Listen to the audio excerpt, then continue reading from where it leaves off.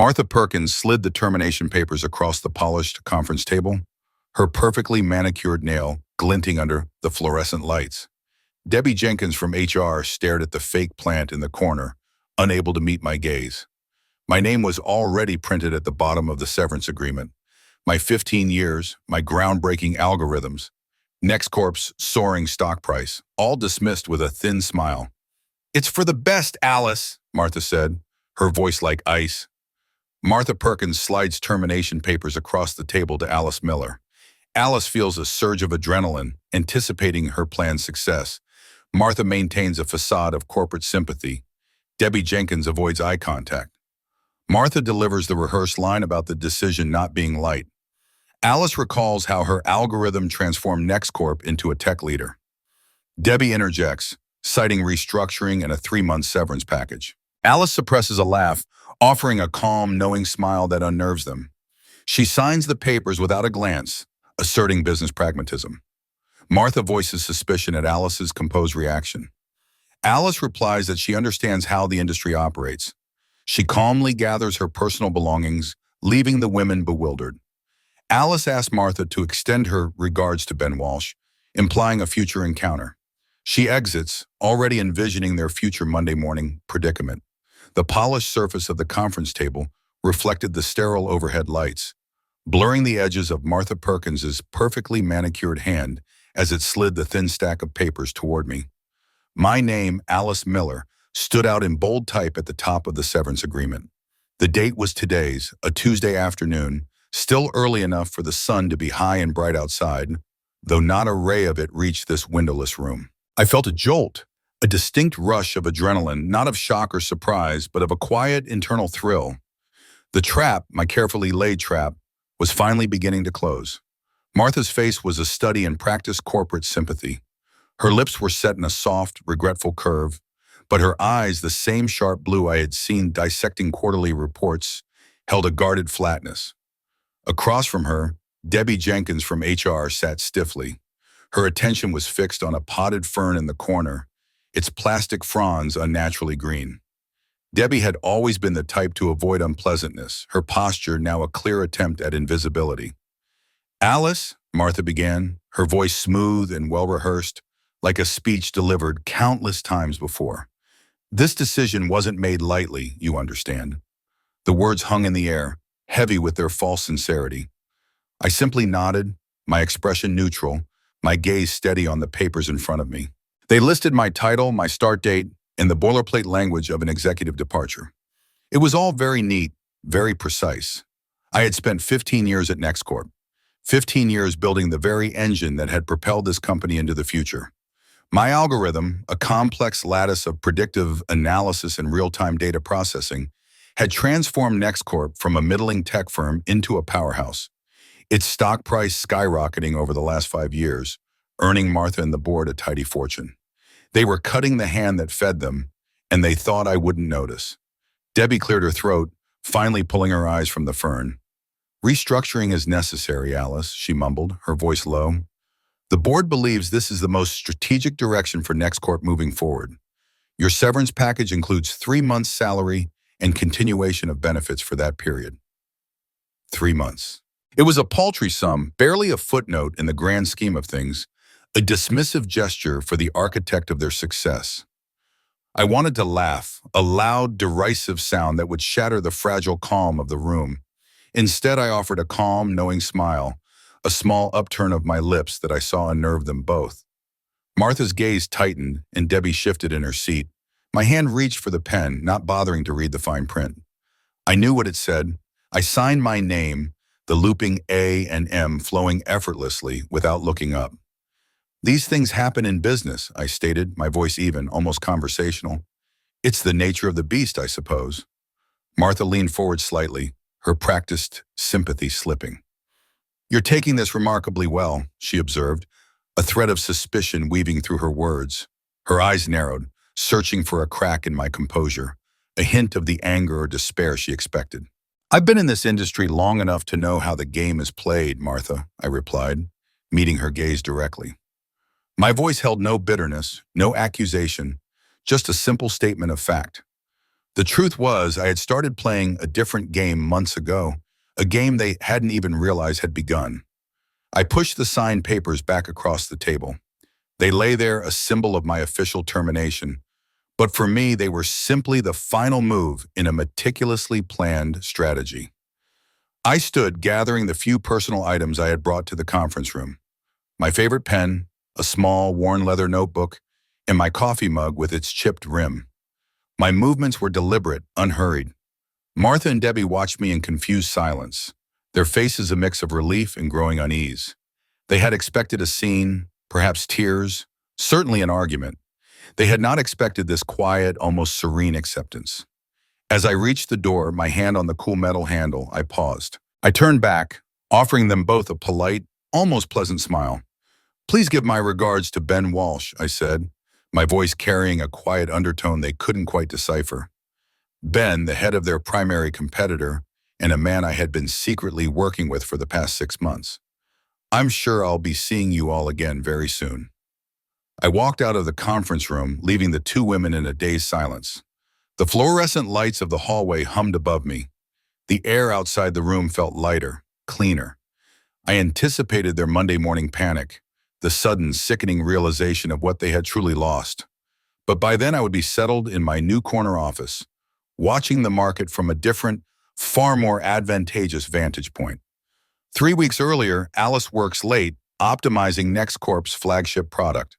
Her phone buzzes with an unusual email from Ben Walsh, CEO, to Martha Perkins, with Alice copied. The subject line, "Re-Miller Transition Plan," instantly creates a sense of dread. Alice clicks, reading the chilling words about her termination scheduled for the 15th. The email explicitly details plans to steal her algorithm, save millions in royalties, and patent it under NEX Corp. Tears of white-hot rage fill her eyes as she realizes they plan to steal her life's work. 15 years of dedication crystallize into the painful understanding that she has been used. Her initial instinct for confrontation gives way to a cold, calculating purpose. She recognizes they underestimated her capacity to fight back. Alice forwards the email to her personal account, takes screenshots, and marks it unread. A meticulous plan for complete revenge begins to form in her mind. The next morning, she maintains normal behavior but stays late, unnoticed by colleagues. Young developer Jake Peterson comments, "You look tired, Alice." Martha Perkins sweeps into the conference room, demanding full documentation on the algorithm by next week. Martha avoids Alice's gaze but audaciously states, "We wouldn't want someone else claiming credit for your brilliant work." 3 weeks earlier, the office hummed with the quiet drone of servers and the distant clatter of a cleaning crew. It was a Tuesday, late, well past 7, and I was deep into an optimization loop for NEX Corp's flagship product.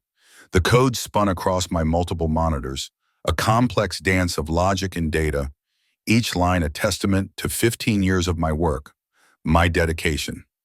I felt a familiar satisfaction, the deep, quiet pleasure of bringing an intricate system closer to perfection. My phone, resting on the edge of my desk, vibrated with a soft buzz. An email. I rarely check personal messages while in the zone, but the sender caught my eye. Ben Walsh, the CEO. The recipient was Martha Perkins, my supervisor. And then I saw it. My own name, Alice Miller, prominently listed in the CC field. That was unusual. Ben Walsh rarely sent company-wide emails, let alone copied a senior developer on a direct message to a vice president. A cold prickle ran up my spine. The subject line sealed it. Miller Transition Plan. The words seemed to hang in the air, heavy and precise, building an immediate sense of dread. My fingers, usually swift and precise on the keyboard, hesitated for a moment before I clicked. The message unfolded on the screen, a chilling corporate memo. "Martha," it began, "legal has reviewed the proposed framework for Alice Miller's departure. We're clear to proceed with Phase 2. HR will handle the termination on the 15th, as planned. Please ensure all documentation and IP transfers are completed by then.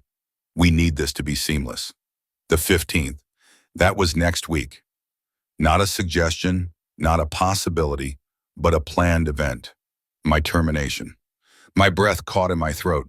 I scrolled down, my eyes racing over the words, each one a hammer blow. This will save NEX Corp an estimated $2.3 million annually in royalty payments and allow us to finalize the patent for the Nexus algorithm under the company name rather than the original inventor. This is a critical step towards our Q3 profitability targets. Confirm receipt. The Nexus algorithm, my algorithm, the one I had painstakingly built from the ground up. They were not just letting me go, they were planning to steal it. My algorithm, my life's work, my intellectual property, stripped away, rebranded, and exploited. The casual corporate language of the email felt like a deliberate insult, a cold dismissal of my entire professional existence. Tears, hot and sharp, welled in my eyes, not of sadness, but of a white-hot, righteous rage. 15 years. 15 years of late nights, of missed holidays, of pushing boundaries, all of it for this company. For them to simply take it, like a common thief, was incomprehensible. All the dedication, the loyalty, the belief I had poured into NEX Corp crystallized into a painful, undeniable realization. I had been used, a tool, nothing more. They had simply waited until the tool had built the house, then planned to discard it, keeping the blueprints for themselves. My first instinct was to stride into Martha's office, to confront them, to scream, to demand an explanation. Then the thought of a lawyer, a legal battle, messy and prolonged. But as the initial wave of fury subsided, replaced by a deep, quiet chill, a cold, calculating purpose began to emerge. This wasn't about anger anymore. This was about something far more substantial. They thought they could simply dispose of me, thinking I wouldn't fight back, that I would accept my fate like some docile lamb. They were wrong. I knew they were wrong. My fingers moved with renewed purpose, steady now. I forwarded the email to my personal account, then took multiple screenshots, capturing every detail, every chilling line. Finally, with a deliberate click, I marked the original email as unread, pushing it back into the depths of my inbox, as if I had never seen it. No one would ever know. The next morning, I arrived at work at my usual time, my face a carefully constructed mask of normalcy. I exchanged pleasantries with colleagues, discussed the weather, even managed a genuine-sounding laugh at a weak joke in the break room. But beneath the surface, a detailed, intricate plan for complete revenge began to take shape. My usual 7 o'clock departures stretched to 9, then 10, then 11. My presence in the quiet office unnoticed by the remaining stragglers. The extra hours, no longer for NEX Corp, were now entirely for me. One afternoon, a young developer named Jake Peterson, barely out of college, paused by my desk. "You look tired, Alice," he said, his brow furrowed with concern. "Everything all right?" I managed a small, reassuring smile. "Just a lot on my plate, Jake," I replied, the lie tasting like ash in my mouth. Later that day, Martha swept into the small conference room where I was reviewing some legacy code. Her expression was all business, but her eyes, I noticed, subtly avoided mine. "Alice," she announced, her voice brisk, "I'll need your complete documentation on the Nexus algorithm by next week. The board wants a full internal review." My stomach tightened, but my face remained impassive. "Of course, Martha," I said. She paused at the door, her hand on the frame. She still wouldn't look directly at me. "We wouldn't want someone else claiming credit for your brilliant work, would we?" she added, the audacious words hanging in the air. The irony was a bitter taste. I simply nodded, a slight, knowing curve to my lips. They had no idea what was coming. Alice retreats to her cubicle, beginning meticulous parallel documentation. She builds an unassailable digital fortress, time-stamping every line of code. Alice researches intellectual property law, focusing on employment contracts and inventor rights. Her old mentor, Mrs. Jensen, had always advised careful documentation and legal consideration. Alice uncovers a critical oversight in NEX Corp's patent filing process. She discovers the company failed to properly register her algorithm as corporate intellectual property. This specific loophole becomes the central linchpin of her burgeoning revenge plan. Alice secretly consults with a lawyer, Mr. Schmidt, who confirms her suspicions and drafts a strategy. She contemplates her family, David and Olivia, aware of the high personal stakes involved. Her husband, David, offers unwavering support, telling her, You deserve what's yours, Alice. Alice begins covertly transferring critical code components to a private, secure server. She deliberately leaves behind only enough code for NEX Corp to assume full control. Alice ensures a proprietary kill switch for her algorithm remains solely under her activation. She discreetly initiates contact with a rival company, Evans Technologies, regarding job opportunities. Mr. Evans, the CEO, is notably impressed by her resume and extends an interview invitation. Back in my cubicle, the faint hum of my computer was a steady, quiet companion. The corporate email, marked unread, still sat in my inbox, a poison seed waiting to germinate. My official work continued, reports filed, code debugged, but now a parallel, unseen current ran beneath it all. I began to meticulously document everything. Every line of code, every project meeting, every email exchange regarding the Nexus algorithm. I created a digital fortress, not just for my personal records, but for legal combat. Each file was time-stamped, cross-referenced, backed up on multiple encrypted drives. These weren't just documents. They were digital breadcrumbs, an unbreakable chain of evidence proving my sole authorship in continuous innovation. Late into the evenings, after David and Olivia were asleep, I immersed myself in the dry language of intellectual property law. Employment contracts, inventor rights, patent applications. The terms became as familiar as lines of code. I remembered Mrs. Jensen, my old mentor from my first tech job, her stern, kind face. "Always document, Alice," she'd said, tapping her pen on a thick legal binder. "And always, always consider the legalities. Companies forget people are people, not just resources." Her words echoed in the quiet of my study, guiding my research. It was in one of these late-night sessions, comparing NEX Corp's internal patent policies with federal regulations, that I found it, a critical oversight. Their legal counsel, in their eagerness to expedite the process and cut corners, had failed to register the Nexus algorithm as my intellectual property, under the specific terms of my initial employment agreement. They had assumed my work automatically belonged to the company, a standard clause for most inventions. But the Nexus algorithm wasn't just an invention. It was the foundation of their entire renewed business model. And my contract had a nuanced clause regarding foundational, independently conceived intellectual property created before or early in employment. A loophole, one they had certainly overlooked in their haste to claim full ownership without the associated royalty payments. This wasn't just an oversight, it was the linchpin, the exact structural weakness I needed for my revenge. I knew I couldn't navigate this alone. A week later, under the guise of an urgent personal appointment, I met with Mr. Schmidt, an intellectual property lawyer whose name I'd found through quiet inquiries. His office was small, uncluttered, smelling faintly of old paper and leather. He listened patiently, his face unreadable as I laid out my case, presenting him with the email, my contract, and the meticulous documentation. He nodded slowly, occasionally interjecting with a precise question. "Yes, Ms. Miller," he finally said, leaning back in his chair. "Your assessment appears to be correct. NEX Corp has made a significant error. We can build a very strong case here." He helped me draft a preliminary strategy, outlining the necessary legal steps, the timing, and the potential outcomes. The risks were high, I knew that.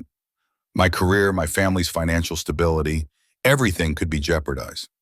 I thought of David, steady and dependable, and our daughter Olivia, her bright, innocent smile. This fight wasn't just for me, it was for them too. They deserved better than a mother who allowed herself to be walked over. When I finally confided in David, laying out the entire chilling story, he listened without interruption. He took my hand, his grip firm.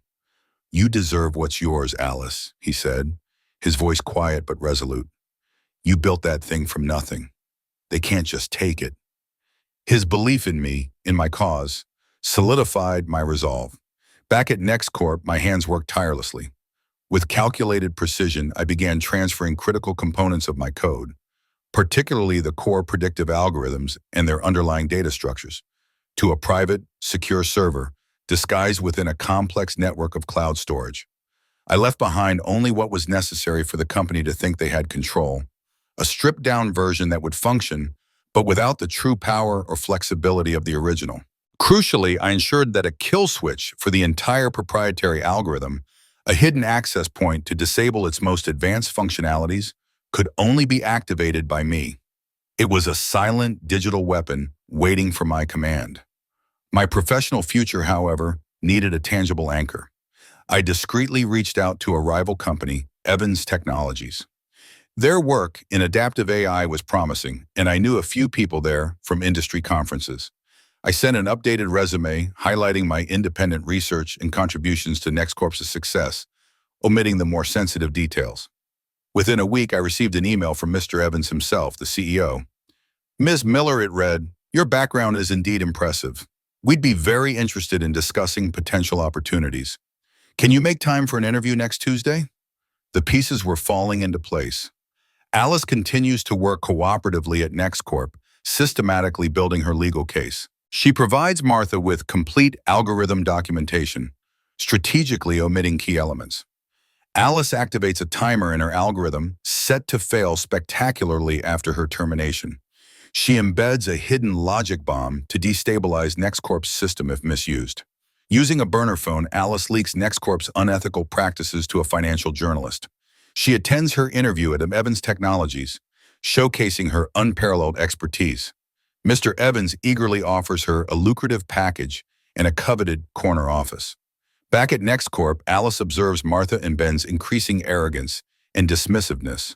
She overhears Ben on a call with Martha, discussing plans for the future, hinting at their affair. The weight of this combined professional and personal betrayal strengthens her resolve. Alice dedicates the evenings to meticulously reviewing personal finances and ensuring family security. Her daughter Olivia senses her mother's quiet determination, asking, "Mom, are you okay?"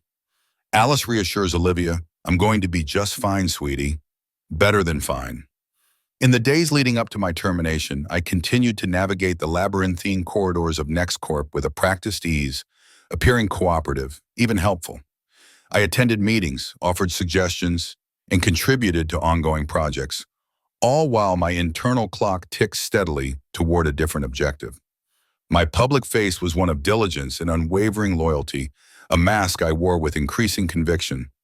Beneath it, I was systematically building my case, piece by careful piece, like assembling a complex circuit board. When Martha requested the complete documentation for the Nexus algorithm, I delivered it promptly, a thick binder and a digital file, both meticulously organized. It was comprehensive enough to appear thorough, to satisfy the superficial review of an executive who wouldn't understand the true depth of the code. But it was also strategically incomplete, missing crucial, nuanced elements that only I, its creator, truly understood. These missing pieces were not just lines of code. They were the intuitive leaps, the complex interdependencies, the subtle optimizations that made the algorithm truly powerful and stable. Without them, it was merely a sophisticated but ultimately fragile machine. Deep within the algorithm's core, I planted a timer. It was a silent, insidious command set to activate precisely when my employee ID was scrubbed from the NEX Corp system. Once triggered, it wouldn't immediately crash the system, but rather, it would begin a slow, incremental degradation of its performance, gradually corrupting the underlying data streams and eroding its predictive accuracy. The collapse would be spectacular, but delayed, allowing them just enough time to think they had succeeded before the rot began to spread. I also left behind a hidden logic bomb. This wasn't about immediate destruction, but about control. It was a complex sequence embedded in a low-level API designed to destabilize NEX Corp's entire system if tampered with or used without my unique encrypted authentication key. Any attempt to reverse engineer the core components or integrate them into another system without my specific input would trigger a cascade of errors, rendering the algorithm useless, even dangerous, to anyone else. It was my final unbreachable firewall. One evening, after the office had emptied, I found an old burner phone in a drawer at home, a relic from a short-lived attempt at anonymity online. I used it to anonymously send an email to a financial journalist I knew had a reputation for digging into corporate ethics. The email contained veiled hints, carefully chosen keywords, and publicly available but easily overlooked data points about NEX Corp's recent acquisition strategies and internal spending, hinting at potential ethical irregularities that could raise questions about their leadership. I wasn't making direct accusations, merely sowing seeds of doubt, planting the notion that there might be more to uncover. My interview at Evans Technologies was a welcome reprieve.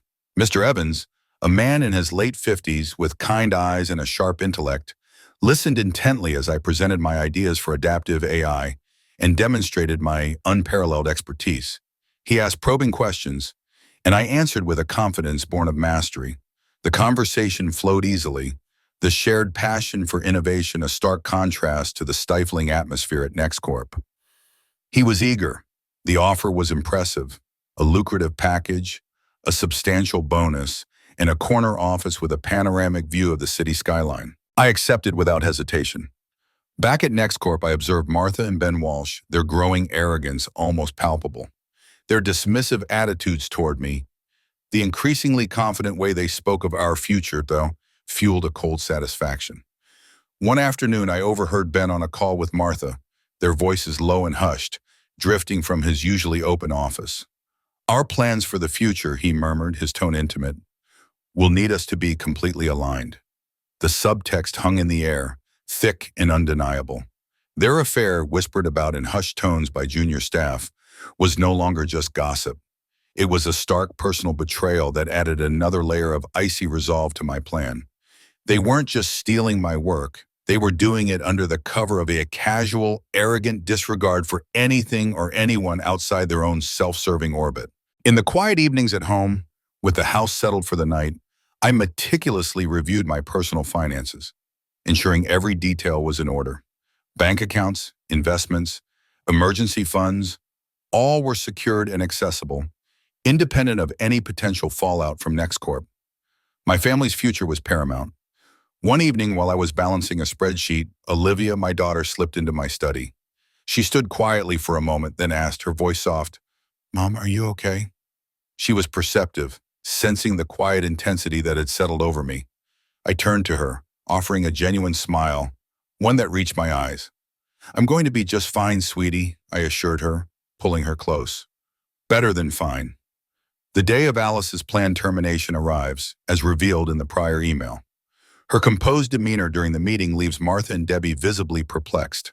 Alice calmly surrenders her company badge, laptop, and phone, knowing the kill switch is now active. She departs NEX Corp for the final time, heading directly to her new position at Evans Technologies.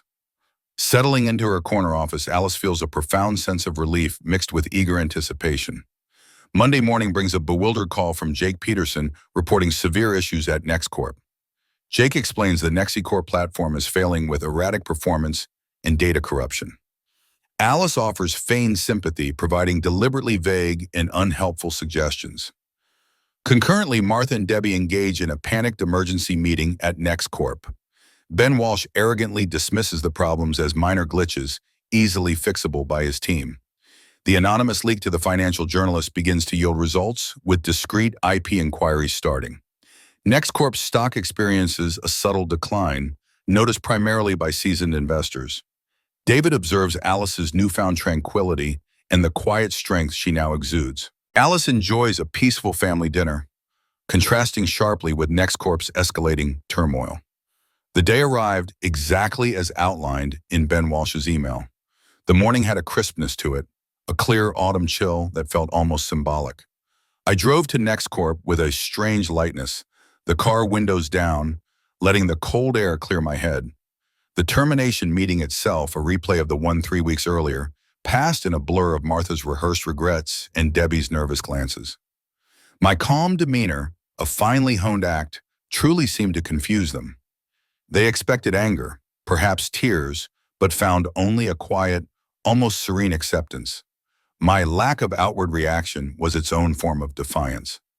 I turned in my badge, its plastic cool and impersonal in my palm, then my company laptop, its keyboard worn smooth from years of my touch, and finally the work phone, a generic device now stripped of its purpose. With each item, I felt a release, a severing of old ties. I knew with a deep certainty that the kill switch I had carefully embedded was now armed and ready, its internal timer counting down to the exact moment my employment was officially terminated. Walking out of NEX Corp for the very last time felt less like an ending and more like a quiet liberation.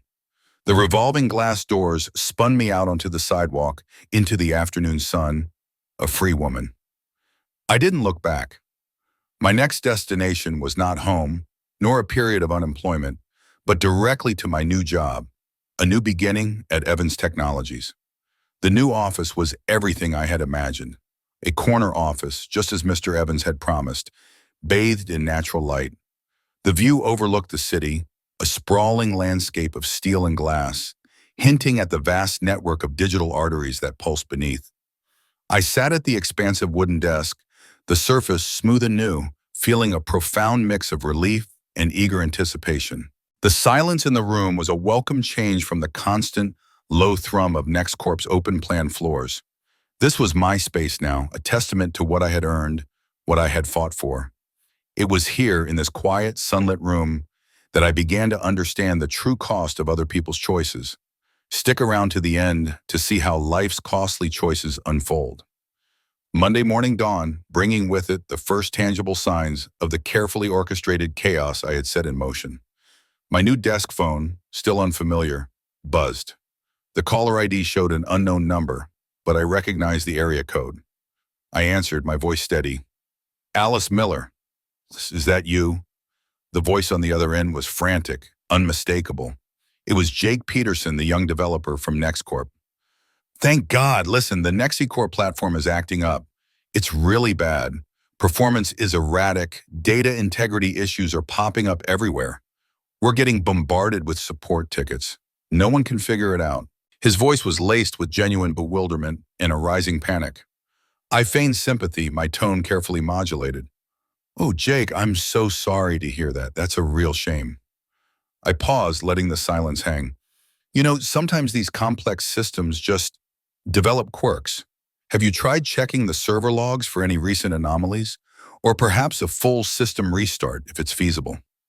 My advice was vague, unhelpful, designed to send him down rabbit holes, to buy time for the real damage to propagate.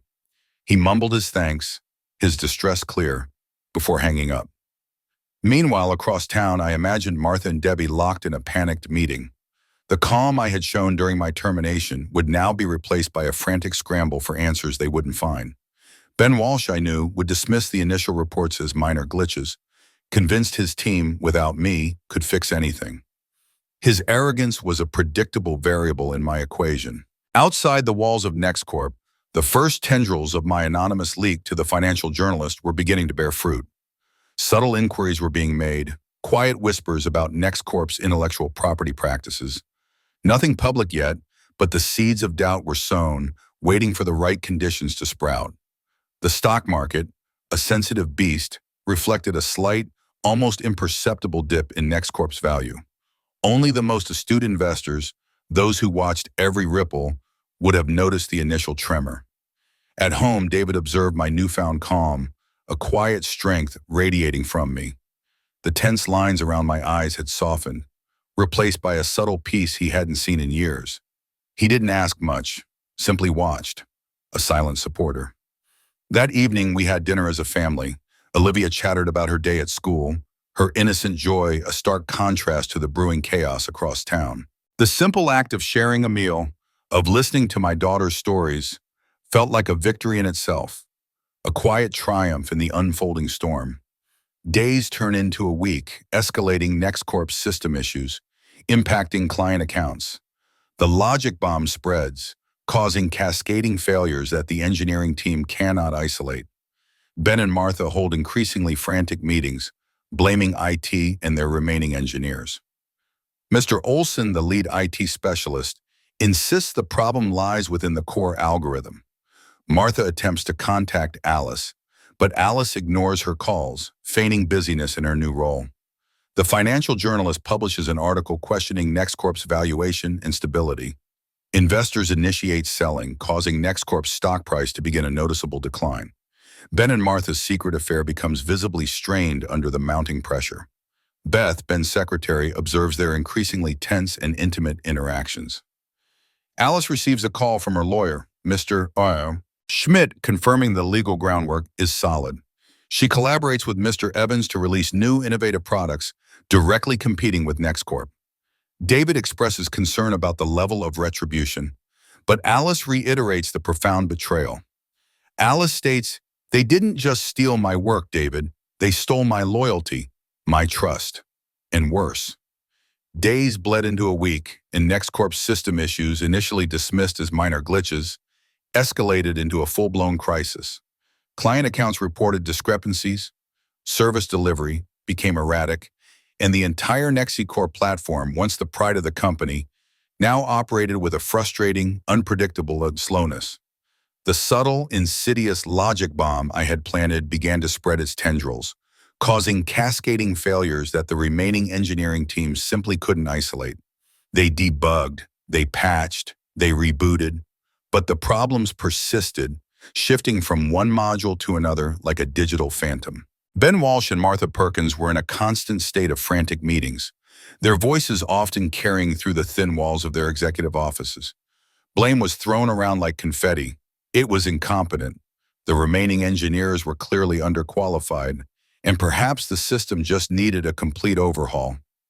"It's in the core algorithm, Ben," Mr. Olson, the lead IT specialist, had insisted during one heated exchange I'd later heard about from a former colleague. "Something fundamental. We can't find the source code for the original integrations anymore." A cold smile touched my lips. He was right, and they never would. Martha, in her desperation, tried to contact me. My personal phone, previously quiet for weeks, began to buzz with her number. I ignored the calls, letting them go to voicemail. I was too busy, of course, settling into my new role at Evans Technologies, immersed in the exhilarating process of designing and launching new, truly innovative products. My new assistant, Sarah, would politely inform Martha's assistant that I was unavailable, in a meeting, or simply too swamped to return the call. Then came the article. The financial journalist, nudged by my anonymous tips, published a piece that wasn't overtly damning, but raised enough questions about NEX Corp's recent valuation and internal stability to catch the market's eye. It spoke of unexplained technical challenges and unconfirmed shifts in intellectual property management. The subtle undertones were clear. Something was amiss. Investors, always quick to sense weakness, began to sell shares. NEX Corp's stock price, once a steadily climbing line, started a noticeable, unsettling decline. It wasn't a crash, not yet, but it was a clear trend, a red flag waving in the digital wind.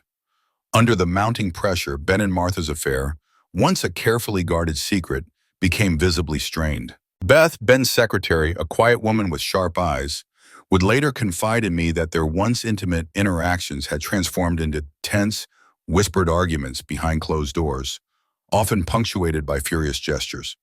The casual arrogance that had defined their relationship was eroding, replaced by fear and mutual suspicion.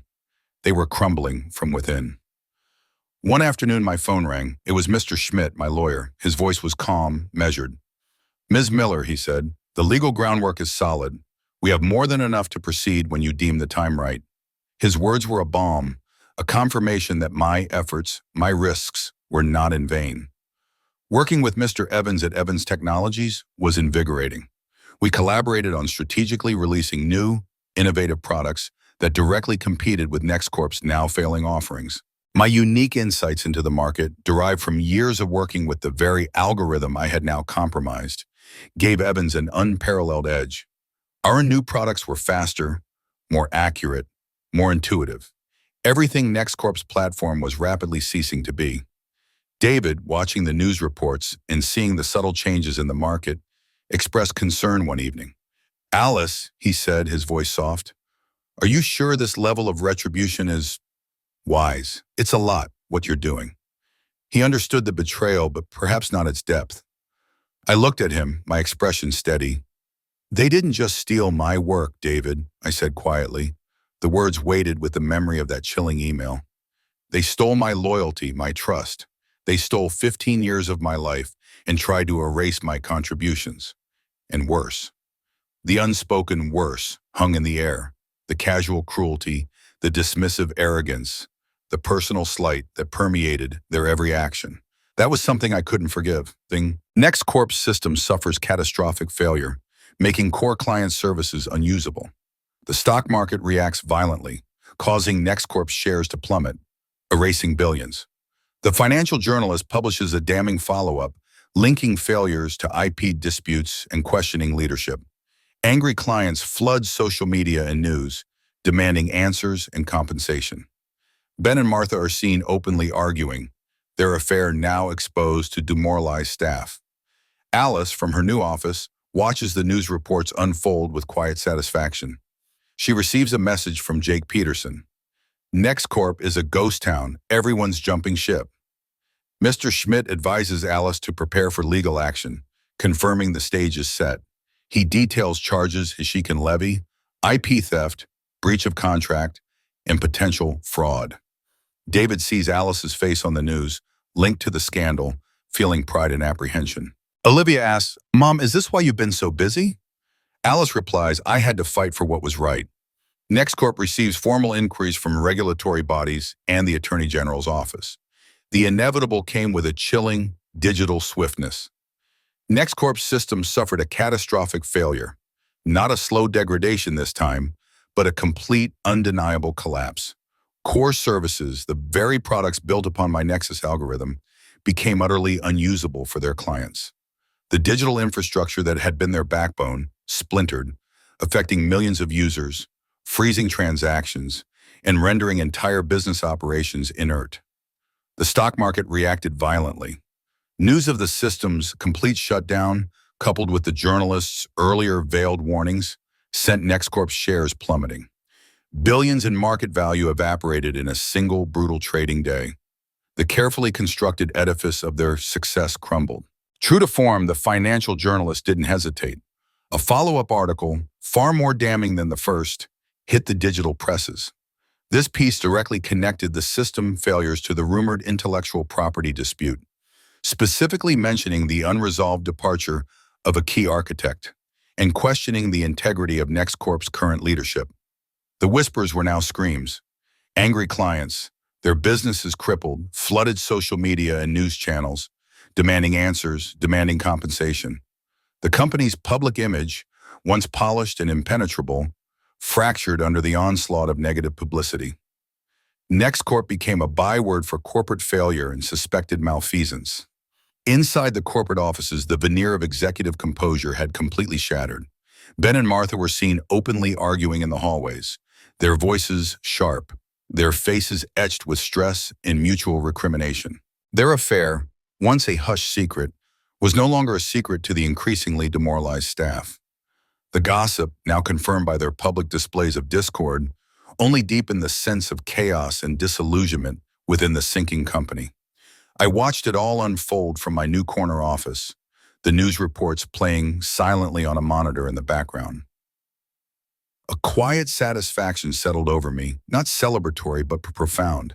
It was the satisfaction of seeing justice, cold and unyielding, take its course. My phone buzzed, a message from Jake Peterson, a ghost from my former life. "NEX Corp is a ghost town, Alice," it read. "Everyone's jumping ship. It's bad, really bad. They're saying bankruptcy." A slight grimace touched my lips. Jake, a good kid, deserved better than to be caught in their wreckage. A few hours later, Mr. Schmidt called. His voice was calm, almost cheerful. "The stage is set, Miss Miller," he confirmed. "We can proceed whenever you're ready. The optics are entirely in our favor now." He detailed the charges she could levy: intellectual property theft, a clear breach of her employment contract, and now, with the financial fallout, potentially even fraud against investors for misrepresenting their technical capabilities and IP ownership.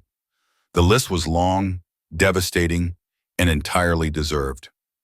That evening, as I was preparing dinner, David called out from the living room, "Alice, you're on the news." I walked in to see my face. A professional headshot from my NEX Corp days flashed across the screen, juxtaposed with images of NEX Corp's plummeting stock graph and angry clients. The reporter spoke of an alleged corporate conspiracy and the brilliant but undervalued engineer at its heart. David looked at me, a complex mix of pride and apprehension in his eyes. Olivia, sensing the gravity, walked over and tugged at my shirt. "Mom," she asked, her voice small, "is this why you've been so busy?" I knelt down, putting my arm around her. "Yes, honey," I explained. Her father's face reflected in her innocent eyes. "Sometimes when people do things that aren't fair, you have to fight for what's right. I had to fight for what was mine." The words were simple, but the meaning ran deep. The following morning, the final blows began to land. NEX Corp received formal inquiries from regulatory bodies, including the SEC, and more ominously, from the Attorney General's office. The consequences of their calculated betrayal were no longer just financial. They were now legal, public, and inescapable. Was with Mr. Schmidt publicly files a lawsuit against NEX Corp, Ben Walsh, and Martha Perkins. The lawsuit explicitly cites intellectual property theft, including the damning original email. News of the lawsuit erupts, exposing Ben and Martha's affair through court documents, escalating the scandal. Martha and Ben face internal investigations, criminal charges, and civil lawsuits from shareholders. Their meticulously constructed corporate facades crumble, revealing profound greed and deceit. Alice testifies calmly and factually, presenting an abundance of irrefutable evidence. Ben and Martha attempt to discredit her, but their fabricated lies are swiftly exposed. The immense stress leads Alice to seek therapy with Dr. Peterson to process the trauma and her choices. David and Olivia provide unwavering support, strengthening their family bond amidst the public scrutiny. Alice reflects on the moral price of revenge, acknowledging its inherent pain despite delivering justice. NEX Corp faces imminent bankruptcy, its assets frozen and its once reputable name now tarnished. Ben Walsh and Martha Perkins are found guilty on multiple charges, facing significant penalties and prison time. The day arrived for the public reckoning. With Mr. Schmidt by my side, I filed a comprehensive lawsuit against NEX Corp, Ben Walsh, and Martha Perkins. The charges were explicit: intellectual property theft, breach of contract, and corporate fraud. The legal documents included everything: the damning email from Ben Walsh outlining my planned termination and the theft of my algorithm, the meticulous documentation of my code's development, the timestamps, the version controls. It was an unassailable mountain of evidence. The news, already reeling from NEX Corp's catastrophic failure, exploded. The lawsuit was plastered across every financial news outlet, every tech blog, every social media feed. And within the court documents, a detail, once whispered in hushed tones, was now exposed for all to see: the affair between Ben and Martha. It wasn't just a corporate scandal anymore. It was a personal drama of betrayal, greed, and deceit playing out on a national stage. The media feasted on it, portraying NEX Corp's downfall as a consequence of moral corruption at the highest levels. Martha and Ben found themselves caught in a rapidly tightening net. They faced not only internal investigations from the now desperate NEX Corp board, but also criminal charges from the Attorney General's office and numerous civil lawsuits from furious shareholders. Their carefully constructed corporate facades, designed to project power and integrity, crumbled under the weight of relentless scrutiny. The truth, stark and ugly, revealed their self-serving greed and audacious deceit. I testified calmly, factually, my voice steady, my gaze unwavering. I presented the evidence line by line, document by document, explaining the intricacies of my algorithm and the deliberate sabotage of my work. Ben and Martha, pale and visibly shaken, sat across the courtroom. They tried to discredit me, to paint me as a disgruntled employee, to twist my narrative. But their lies were flimsy, easily exposed by the irrefutable evidence and my composed, precise delivery. Each piece of documentation was a nail in their coffin. The process, however, was not without its cost. The relentless public scrutiny, the constant reliving of the betrayal, the intricate dance of legal proceedings, it all took its toll. I found myself feeling hollowed out, even as victory drew closer. I started therapy with Dr. Peterson, a kind, understanding woman who helped me process the trauma, the rage, and the profound choices I had made. It wasn't just about winning, it was about healing. Through it all, David and Olivia remained my anchors. David's quiet strength, his unwavering belief in me, was a constant source of comfort. Olivia, too young to fully grasp the complexities, nevertheless offered her own form of support, drawing me pictures, reminding me of a world beyond courtrooms and corporate malice. Our family bond, tested by the public storm, only reaffirmed its strength. In quiet moments, I reflected on the moral price of revenge. It delivered justice, yes, a powerful, undeniable justice. But it also left scars, a residue of bitterness and pain, even as it settled the score. The path to retribution was a cold one, demanding much, taking much. NEX Corp, stripped of its intellectual property, its reputation in tatters, faced imminent bankruptcy. Its assets were frozen, its client base decimated, its future utterly ruined. Ben Walsh and Martha Perkins were eventually found guilty on various charges, facing not just significant financial penalties that would erase their ill-gotten gains, but also potential prison time. The consequences of their actions were complete, devastating, and entirely their own making. Alice wins her lawsuit, reclaiming full ownership of her intellectual property and receiving substantial compensation. She becomes a celebrated figure in the tech industry, a symbol of resilience and integrity. Evans Technologies thrives under her leadership, expanding rapidly with her innovations.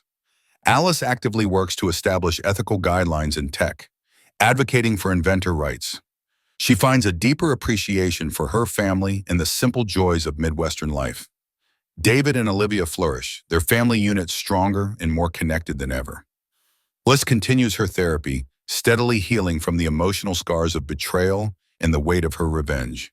She occasionally sees news snippets of Ben and Martha, their lives reduced to public disgrace. Her anger eventually subsides, replaced by a quiet sense of peace and deep vindication. Alice embarks on a new project, driven by genuine passion rather than solely by profit. She looks out from her corner office, seeing not a rival, but a horizon, building her future on her own terms. She understands true fulfillment comes from building, not solely from breaking. The story concludes with Alice, a woman who faced corporate giants and found hard-won justice. The verdict came swiftly, a clear and decisive triumph. Alice won her lawsuit. The judge's ruling was unequivocal, granting me full ownership of my intellectual property, the Nexus algorithm, in ordering substantial compensation from NEX Corp, Ben Walsh, and Martha Perkins. It was a complete legal victory, a public validation of my claims, and a stark repudiation of their actions. The financial award was significant, more than enough to secure my family's future and to erase the sting of years of unpaid royalties. Overnight, I became a recognized figure in the tech industry, a symbol of resilience and integrity. Articles were written about my case, not just as a legal precedent, but as a cautionary tale of corporate greed and a testament to fighting for one's principles. Invitations for speaking engagements arrived, requests for interviews, and acknowledgments from peers who respected my courage. It was a strange sort of celebrity, one I hadn't sought but accepted as a consequence of my choices. Under my leadership, Evans Technologies thrived. My innovations, now freely developed and implemented, propelled the company to new heights. We expanded rapidly, hiring talented engineers and launching products that quickly captured market share, often directly from NEX Corp's dwindling client base. The corner office became a hub of genuine creativity and ethical ambition, a stark contrast to the betrayal I had known before. My experience ignited a new passion, advocating for others. I began working to establish ethical guidelines in the tech industry, lending my voice and expertise to initiatives focused on inventor rights and corporate accountability. I wanted to ensure that no other developer, no other innovator would have to endure the calculated theft I had faced. Away from the boardrooms and legal battles, I found a deeper, richer appreciation for my family and the simple joys of our Midwestern life. Weekend trips to the lake, evenings spent helping Olivia with her homework, David's calm presence beside me. These moments, once taken for granted, now felt precious and profound. The quiet rhythms of home became a grounding force, a reminder of what truly mattered. David and Olivia, weathering the public storm by my side, flourished. Our family unit, tested by the upheaval, emerged stronger, more communicative, and more deeply connected. Olivia, though still young, carried a quiet understanding of her mother's strength, a lesson learned not from words, but from action. The emotional scars of betrayal and the weight of my revenge were not erased overnight. I continued my therapy with Dr. Bob Peterson, working through the complexities of anger, justice, and forgiveness. It was a long road, but one I walked with purpose, slowly shedding the emotional armor I had worn for so long. Occasionally, I would see news snippets of Ben and Martha, headlines detailing their ongoing legal battles, their appeals denied, their public disgrace deepening. Their lives, once so seemingly powerful, were reduced to cautionary footnotes in business school case studies. The anger I had once felt toward them gradually subsided, replaced by a quiet sense of peace, a deep, abiding vindication that resonated in the calm of my new life. I eventually started a new project, not for Evans Technologies, not for profit, but for myself. It was an open source initiative, a collaborative platform designed to empower independent innovators, to protect their intellectual property, and to foster a community built on shared progress and trust. It was driven by a genuine passion, a desire to build something truly good in the world, something untainted by the shadow of greed. I would often look out from my corner office, no longer at a rival's building or at the past, but at the horizon. The future, boundless and open, was now entirely on my own terms. I understood, with a clarity born of hard-won experience, that while revenge could be a powerful motivator, a necessary tool for justice, true fulfillment came from building, creating, and contributing, not just from breaking down what was unjust. I was Alice Miller, a woman from the heartland who faced down the corporate giants and found her own hard-won justice. The dust settled.